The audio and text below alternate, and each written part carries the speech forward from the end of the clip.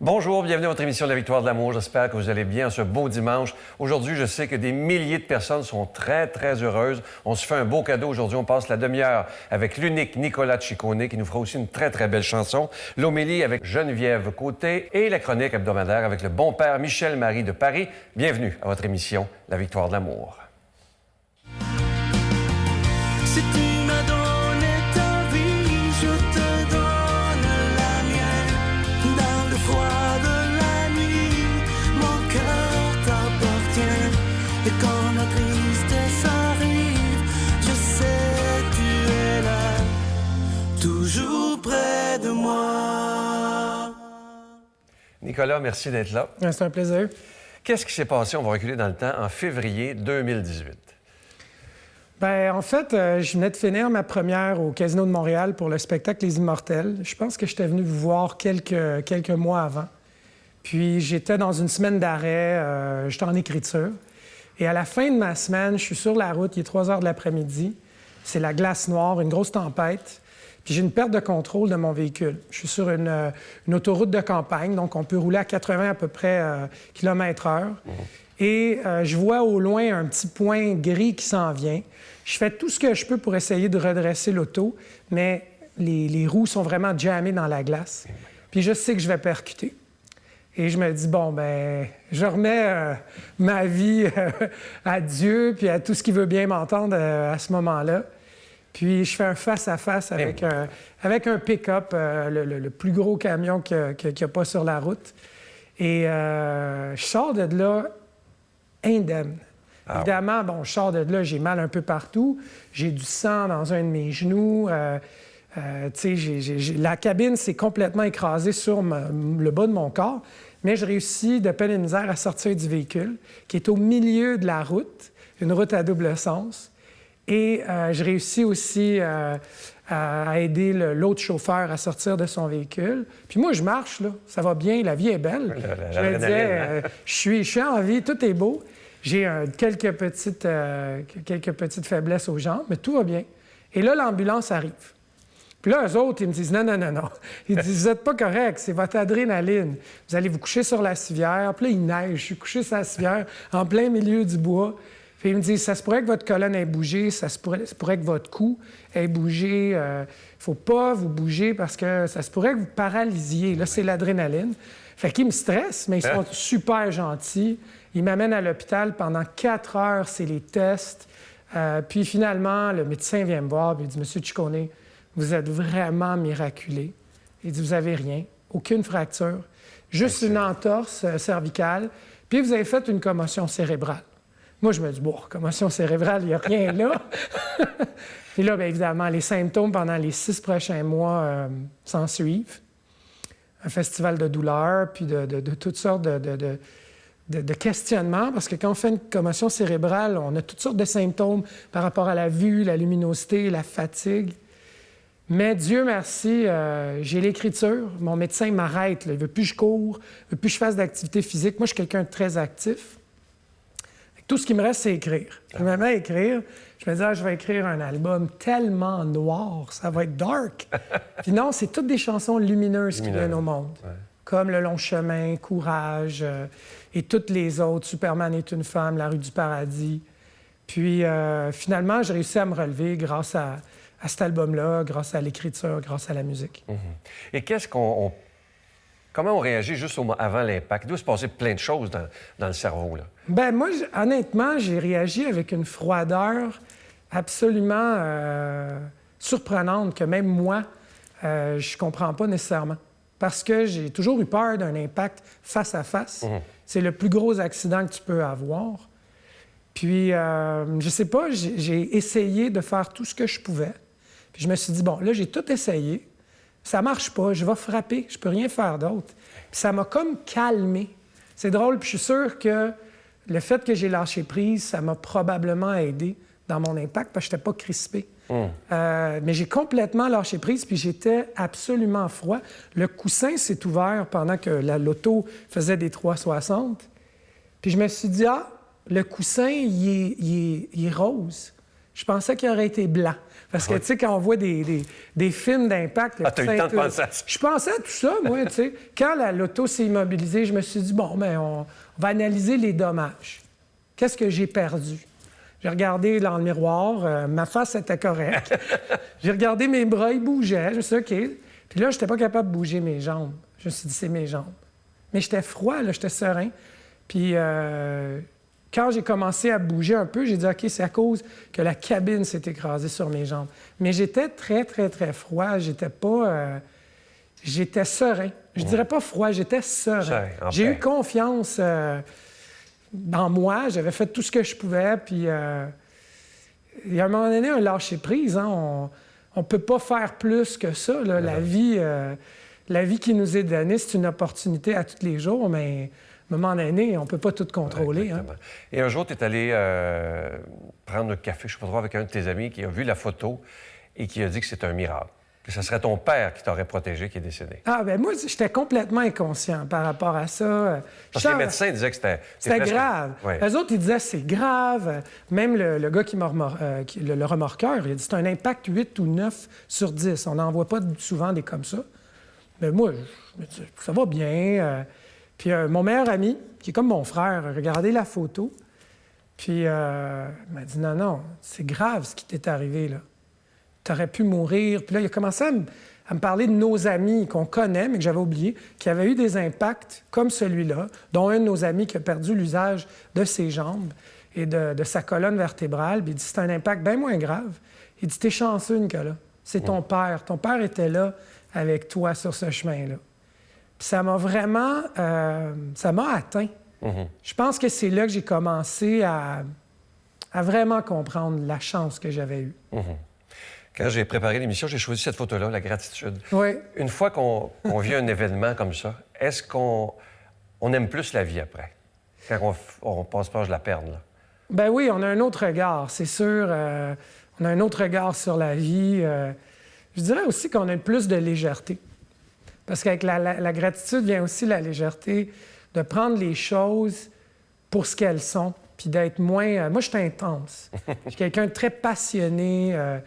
Je veux avancer. Je suis très, très, très intense. Puis quand il y a des choses comme ça qui arrivent, tu fais comme, ben, la vie, tu sais, c'est un cadeau à chaque jour.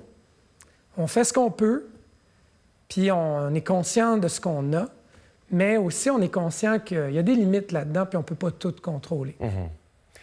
Un lâcher prise, je dirais. Lâcher prise, oui. Ouais. Comment était ton père, vu que tu penses que c'est lui qui t'a sauvé la vie? Bien, mon père, c'était quelqu'un d'hyper espiègle. C'est quelqu'un qui a un esprit, très, très grand esprit, peut-être même de contradiction. Puis je dis ça à la blague. J'ai écrit un livre qui s'appelle « Quoted » dans lequel je parle un peu des 20 premières années de ma vie. Mon père, c'est un caricaturiste. Puis j'ai vraiment eu l'impression que face à la mort, parce que ça lui a pris 20 ans, là, vraiment. Il y a eu un diagnostic qu'il avait des maladies du cœur. On lui donnait quelques années à vivre.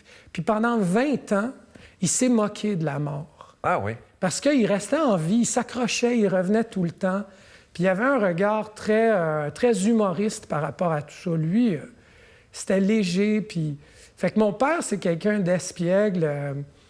Puis j'ai l'impression que ce jour-là, cet après-midi-là, ben, il a continué à sa manière à dire à la mort, non, c'est pas toi qui gagne. Tu vas gagner en bout de ligne, oui. mais tu gagneras pas aujourd'hui. Quand ton père est décédé, est-ce que tu as eu le privilège de pouvoir lui dire adieu? J'ai eu beaucoup de chance parce que j'étais en Australie quand mon père est tombé dans un coma. Puis le médecin a dit à ma mère, il reste quelques heures. Il est où, Nicolas? Puis ma mère a dit, puis c'est proche, il est en Australie. Ça va prendre 24 heures avant qu'il revienne parce que c'est long, là, tu sais, les avions, tout ça. Puis mon père, il s'est accroché. Ah oui? Il m'a attendu.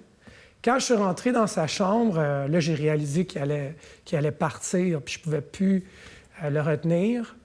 Je me suis mis à pleurer. J'étais dans l'auto avant de rentrer à l'hôpital. Puis là, bien, je me suis ressaisi, je suis rentré. Puis tout le monde était autour de son lit. Puis lui, il s'est mis à sourire. Ah oui? Comme si de rien n'était. Il y a eu comme un espèce de regain de vie. Mais tu sais, je dois aussi remercier les médecins qui l'ont aidé à s'accrocher. Là, on n'est pas fous, les gens l'ont aidé aussi. Il m'a pris la main, Ah, il oui. m'a regardé, puis il m'a dit « Je suis tellement content de te voir. » On a parlé comme si de rien n'était, comme si on était assis dans son salon. Puis il m'a dit « Courage » en italien, « coraggio ».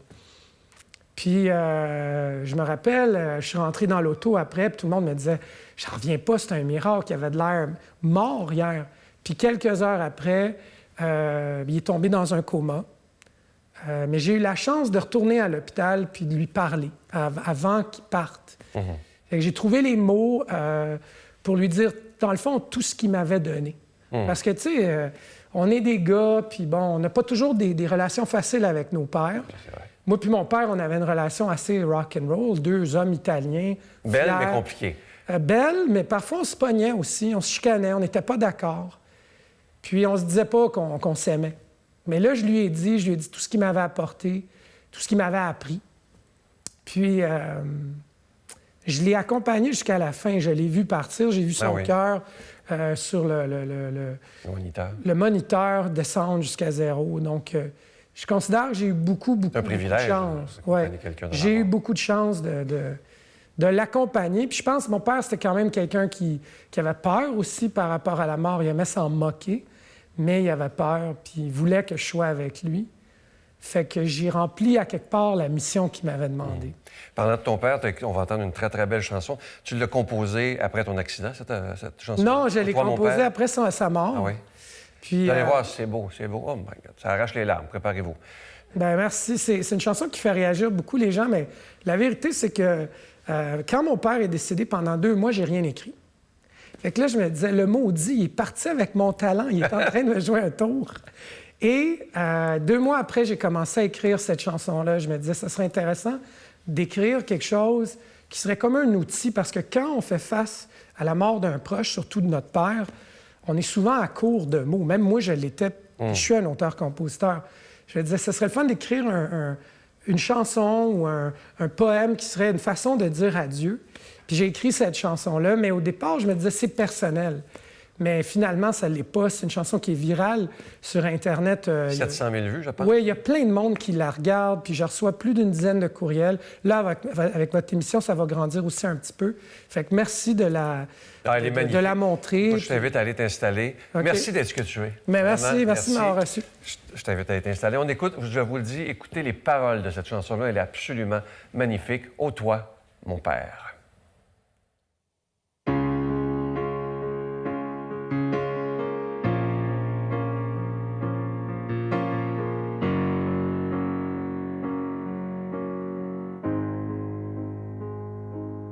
Entends-tu ma voix? Elle chante pour toi. Appuie-toi sur elle. Elle te portera. Si tu veux partir, sache, je ne t'en veux pas. Ne crains plus mes larmes. Je t'en donne le droit. Entends-tu mes mots? Ils te disent tout bas. Si je suis un homme, c'est bien grâce à toi. Entends-tu mon cœur? Tu t'éloignes déjà, mais notre lien demeure et demeurera. Allez, vole, vole au loin, loin de la vie qui nous fait rage. Et livre-toi de ses chagrins, montre-lui toute ton audace. Allez, vole, vole plus haut, jusqu'à ce que tu ne vois plus la terre. Et si parfois je me sens seul, veille sur moi. Ô toi, mon père.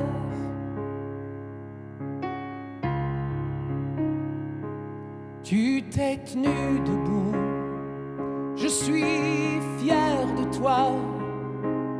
Ne te sens pas coupable de perdre ce combat. Prends bien ton élan, ne te retourne pas. Ouvre grand tes ailes et lance. toi. Allez, vole au loin, loin de la vie qui nous fait rage. Délivre-toi de ses chagrins, montre-lui toute ton audace. Allez, vole plus haut, jusqu'à ce que tu ne vois plus la terre. Et si parfois je me sens seul, veille sur moi. Oh, toi mon Père, oh, toi mon Père, veille sur moi. Oh, toi mon Père.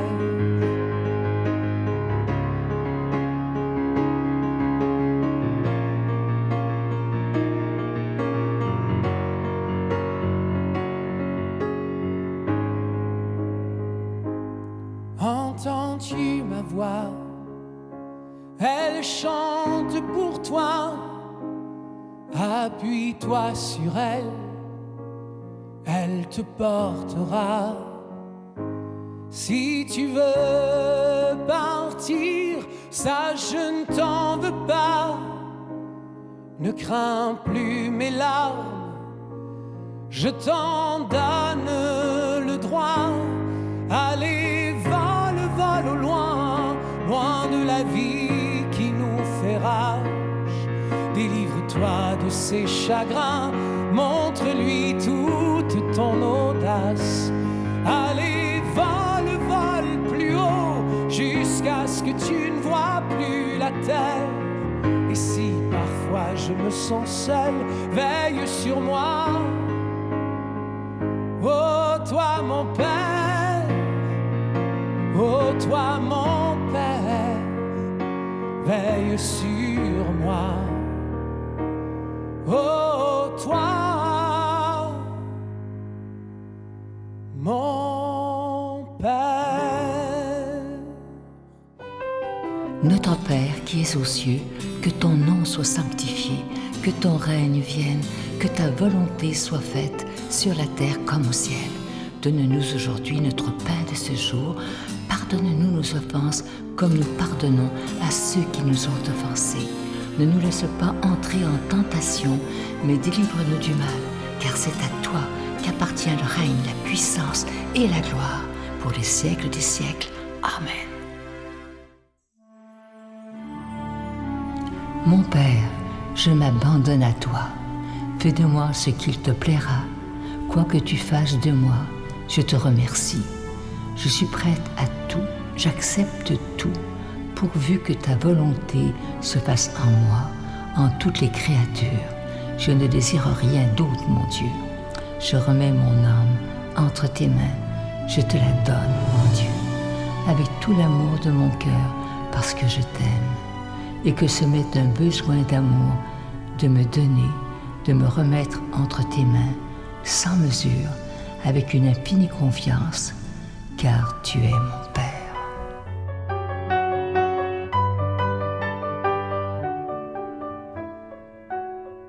Je suis tellement content de vous parler de ce magnifique cadeau du mois pour la rentrée. Il est d'une beauté exceptionnelle. Regardez-le bien. C'est une exclusivité de la Victoire de l'amour. Il s'agit d'une magnifique croix en pendentif argenté, orné d'une petite larme de cristal. Et le pendentif, il est déjà béni. La chaîne est incluse à votre demande.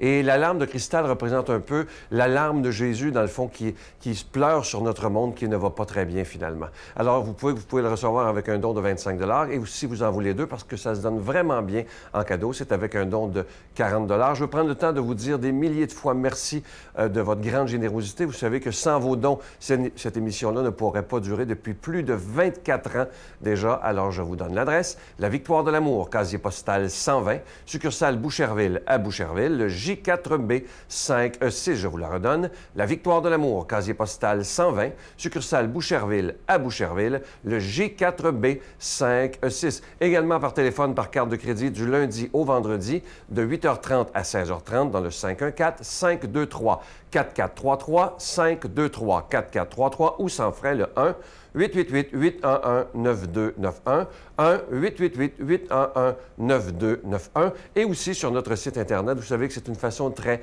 sécuritaire et rapide de faire votre don. C'est le www.lavictoiredelamour.org. ARG. Alors, je vous rappelle ce magnifique cadeau du mois, la magnifique croix en pendentif argenté, ornée d'une lame de cristal déjà bénite. Et à votre demande, pour cette fois-ci, la chaîne est déjà incluse. Merci de tout mon cœur de votre prière et merci de votre grande générosité pour la victoire de l'amour.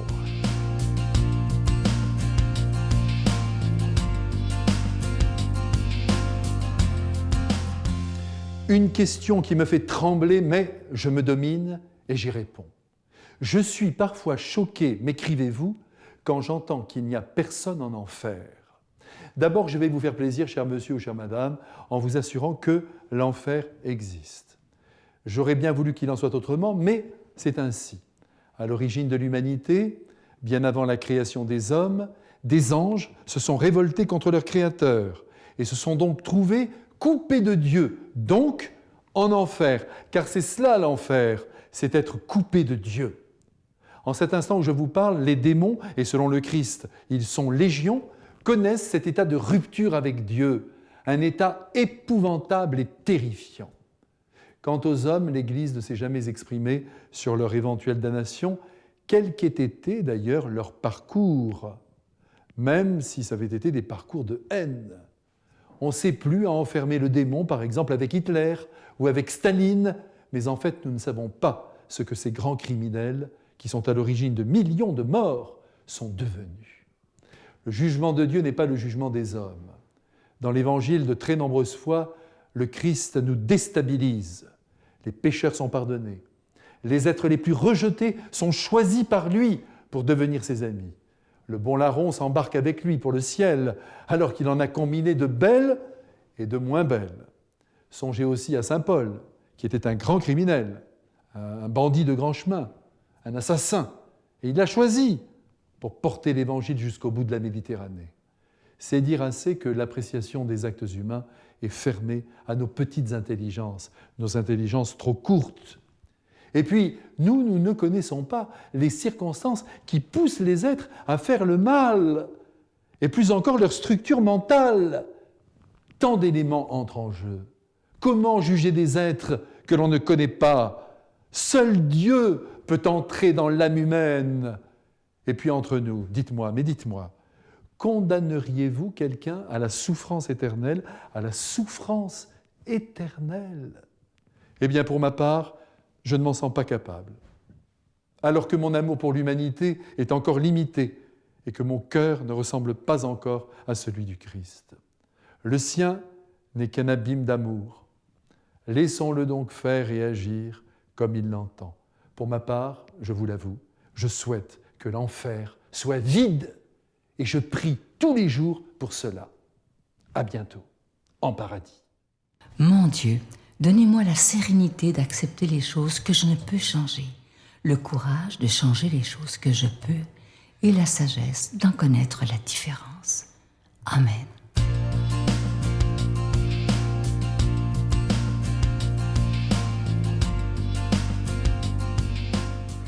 Un jour de sabbat, Jésus était entré dans la maison d'un chef des pharisiens pour y prendre son repas, et ces derniers l'observaient. Jésus dit une parabole aux invités lorsqu'il remarqua comment ils choisissaient les premières places, et il leur dit: « Quand quelqu'un t'invite à des noces, ne va pas t'installer à la première place, de peur qu'il ait invité un autre plus considéré que toi. Alors, celui qui vous a invité, toi et lui, viendra te dire « Cède-lui ta place ». Et à ce moment, tu iras plein de honte prendre la dernière place. Au contraire, quand tu es invité, va te mettre à la dernière place. Alors, quand viendra celui qui t'a invité, il te dira « Mon ami, avance plus haut ». Et ce sera pour toi un honneur aux yeux de tous ceux qui seront à la table avec toi. En effet, quiconque s'élève sera abaissé, et qui s'abaisse sera élevé.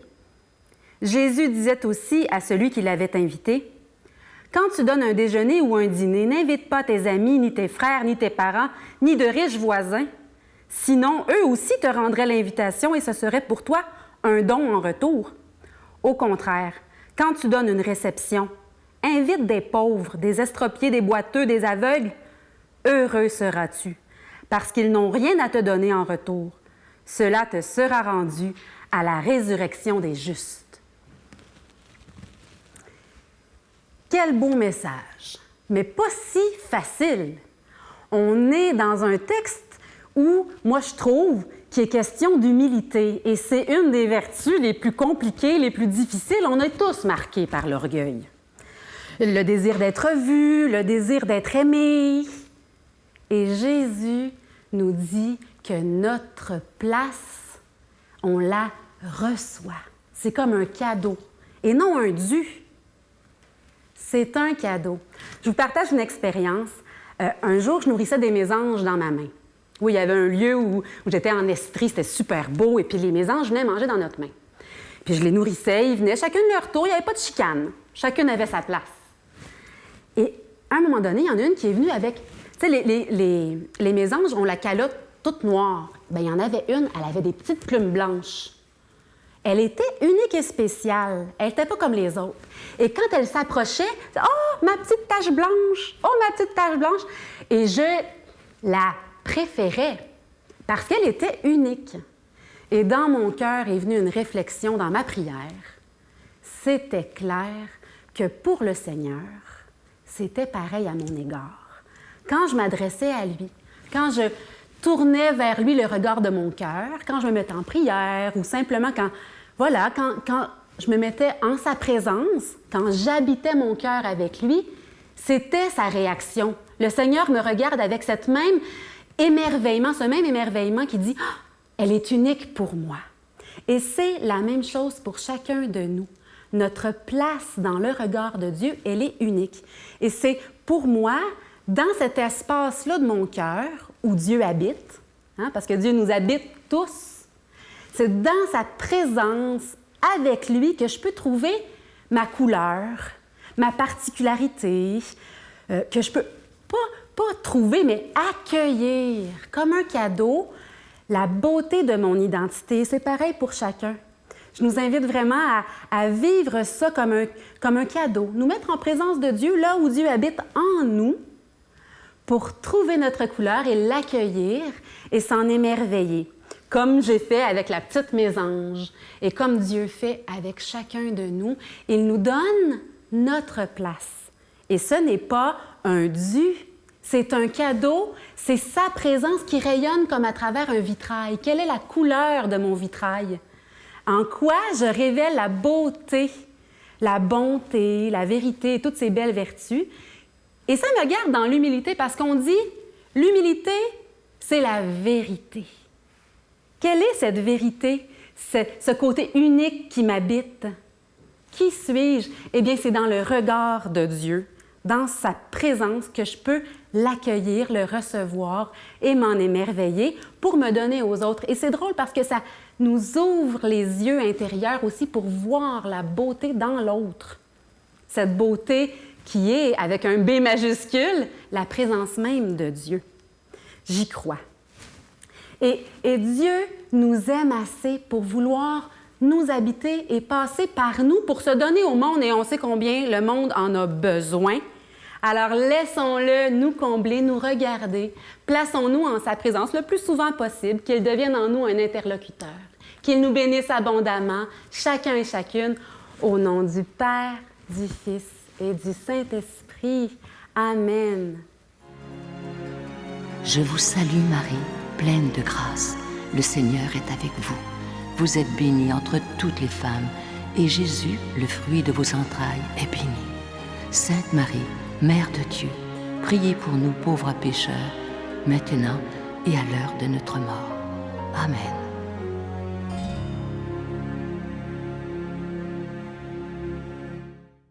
La Victoire de l'amour remercie Plancher 440 et ses partenaires Beaulieu Canada, la référence en couvre-plancher, et Impex, pour des projets mur à mur. J'espère que cette émission vous a plu et ça nous rappelle à quel point il est important d'être dans la gratitude pour toutes ces journées que Dieu nous prête dans notre vie. Prenons le temps de lui dire merci pour la santé, même si parfois elle est fragile, mais merci surtout pour cette vie. Je vous souhaite une belle journée. À demain. Bye.